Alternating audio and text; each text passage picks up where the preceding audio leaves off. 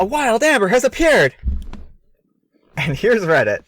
Our first story is titled, Am I a Jerk for Selling My Home Because My Pregnant Sister-in-Law Ate My Dinner? I know this is a bad title, but I'm in a rush to get to work, so excuse my grammar. I also want to point out that me and my brother have two different fathers. I, a 19-year-old female, lost my father last year to cancer, and he left me 90% of his stuff, including his family home that was left to him by his dad, and it's been in our family for over 100 years. My brother, a 34-year-old male, and my dad didn't have a relationship, but he did leave him $10,000. My mom was mad at the will reading, but since she got $10,000, she couldn't do anything about it. For the past year, me and her have lived together okay. She went on acting like it was her house like before, which I had no problem with, until May, when my brother and his girlfriend moved in without even asking me. They're messy, entitled, and rude. I told them in July that I want them out by September because they don't pay for anything, nor do they wash a dish. In August, they announced that they were pregnant, and my sister-in-law smugly said, "Guess we won't be moving out now." It didn't go down well, but when I told them I wanted them out, my mom and brother basically laughed in my face. Well, the past few months have been really bad, and they've become worse than ever, and my mom basically enables it, then demands me treat my sister-in-law like a princess because she's pregnant. I once had to wait outside McDonald's till they opened up to get her a McMuffin. Well, here is where I might be the jerk. Because my sister-in-law is pregnant, she also eats everything that she sees. Like the cupcakes that my friend made for me for my birthday. She ate all 6 and I didn't even get a single one.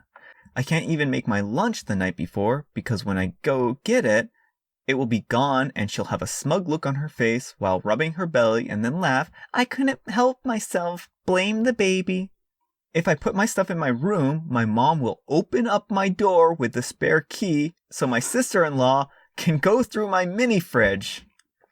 This does not sound like a very good relationship. This is perfectly normal. There are no problems. Well, a week ago, I was running late to college. I didn't have time for my breakfast or make lunch, and I had to go to work straight after. So all that day I had was a bar of chocolate, and when I got home, I was starving, so I made myself dinner, and while it was cooling down, I went to use the bathroom. I must have been in there 10 minutes at most, and by the time I came out, she had eaten 70% of the dinner that I had made, and I literally lost my temper, and of course she started crying, and my mom and brother started screaming at me for making her cry, and making excuses on how she couldn't help it, and it wasn't her fault that I left food around for her. Well, I had enough. I told them to get out like before, and I got mocked. But here's the thing. Back in October, my uncle offered me a life-changing amount of money for the house. I called him up crying a few days ago, explaining the situation, and he said he'd buy the house and he will evict my mom and brother. They, of course, didn't take it too well, and I have to stay with a friend, and I've been receiving texts, and I have been tagged in multiple posts on social media. I'm starting to think that I'm a bad person now. So am I a jerk for making my mom and brother homeless? No. So I'm going to leave these edits on the screen for anyone who wants to read them. And so, yeah. What do you think, Amber? Do you think that these people that OP is being a jerk here? I do not. I mean, her mom and brother and sister-in-law are walking all over her. I mean, not even her mini fridge in her own private room is sacred. Like, she doesn't have any way to contain anything. Yeah, exactly. I mean, they're violating her privacy. They're violating all her boundaries that she keeps setting. And then they mock her and, make fun of her. And it seems like they're really entitled here, like extremely entitled. Well, unless the sister-in-law is a literal, actual dog, I don't know why she can't keep her hands off of other people's food. Well, even well-trained dogs. Yeah, even well-trained dogs can do that. So, but I mean,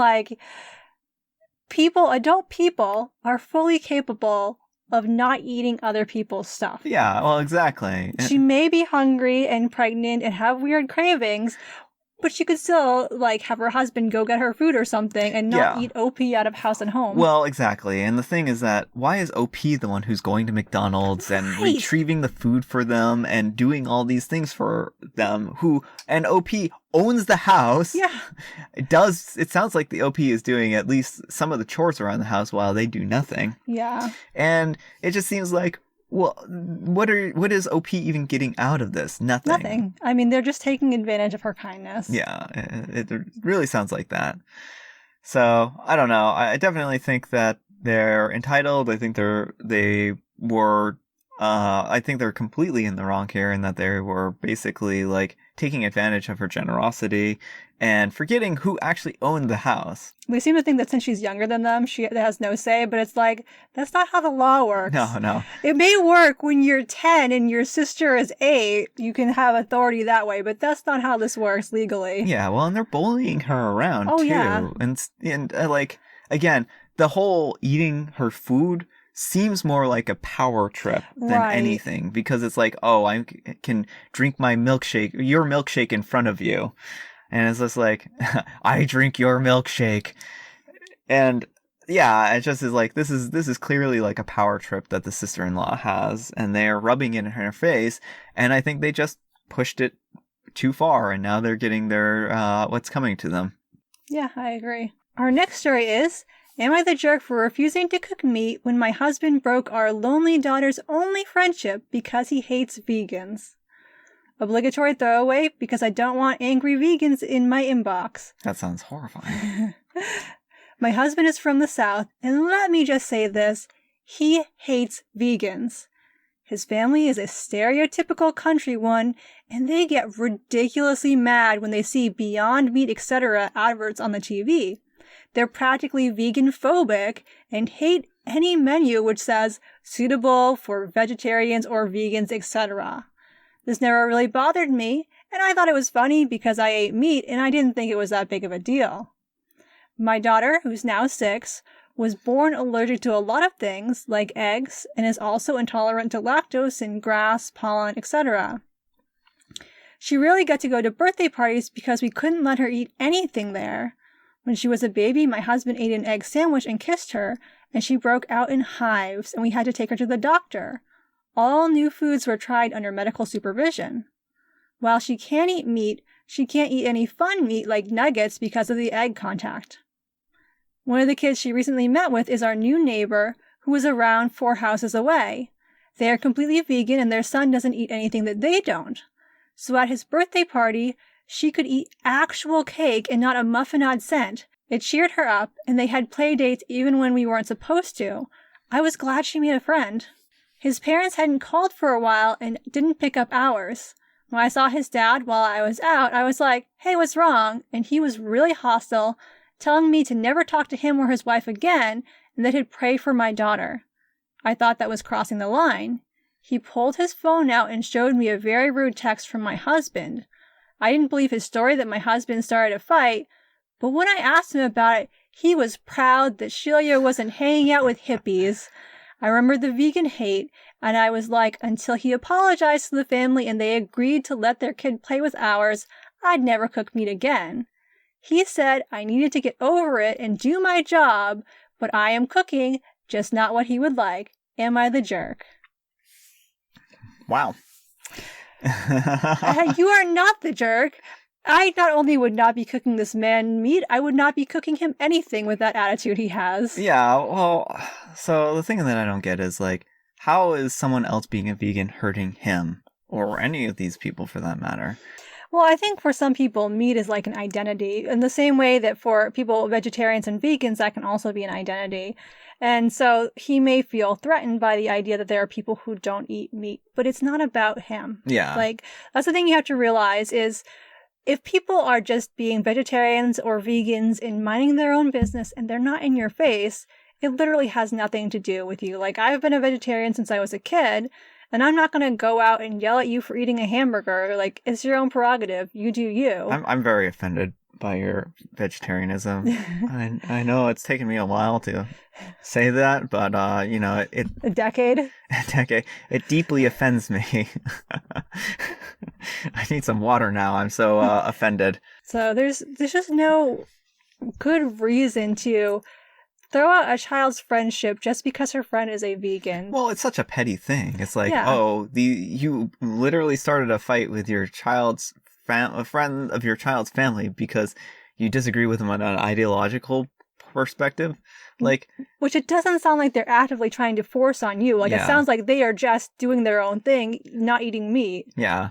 So this one's just ridiculous. I agree with you. I mean, I think that her actually even cooking for him at this point in time is fine. The one thing that I think that she probably didn't even realize how far this hate went, because like when she talks about, they were, they made fun of, vegan commercials and stuff like that. Like, I think that was probably, sometimes people make fun of other people, and I don't necessarily agree with it, but she probably didn't realize that how far that actually, like, stemmed, I think. Well, I think that's a really good point, that a lot of times when people make jokes about something, there's actually something deeper, and they mean it. They may dismiss it as, oh, I'm just joking, Yeah. I'm just, and giving these people a hard time. Mm-hmm. But actually, it's important to listen when people make jokes, because a lot of times they're telling you something about themselves. So if they're always picking on vegans, probably that says something about how they actually feel about vegans. Yeah. Well, I think it's really insecure. I think that it comes across as really insecure that you would be so afraid of a group of people for not sharing the same ideology that you have to constantly mock them and make fun of them. So, Absolutely, yeah. Yeah. Well, I hope that they end up being able to repair the relationship between the other family. Yeah. And I don't know, like, I don't think this is out of the line. And certainly I think that if the husband is this set in his ways, hopefully a break from meat will cool him down a little bit. Yeah, hopefully. Make him get a new perspective. All right, our next letter is titled, Am I a jerk for not giving my ex stuff we bought for our stillborn daughter after he lost his job? I'm a 26-year-old female, and my ex, who is a 27-year-old male, cheated on me 2 days after our daughter was stillborn. What kind of a monster does that? You have your answer. He wasn't going to tell me until the woman got pregnant. I found out 3 months to the day after my daughter died. I then kicked him out.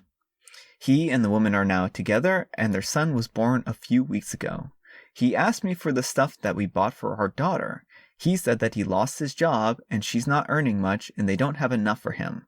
I told him to leave me alone and to forget that I ever existed, like I was trying to do with him. He told me that I was being spiteful and that I needed to think of his son, who is innocent in all this.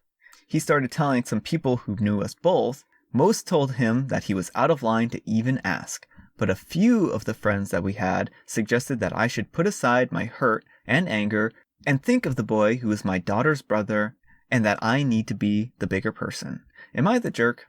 No. No, I don't know. I don't even think this is spite necessarily. You just don't want to deal with him, and you don't want to deal with the nonsense and hurt that he's brought into your life. He made his bed, and now he's lying in it.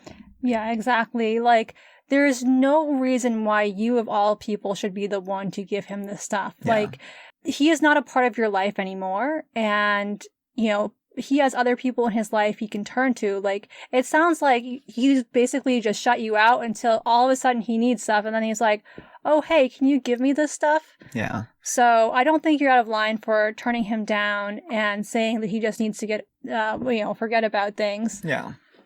Yeah, well, I mean, why would you even slink back to your ex who you cheated on 2 days after your daughter was stillborn?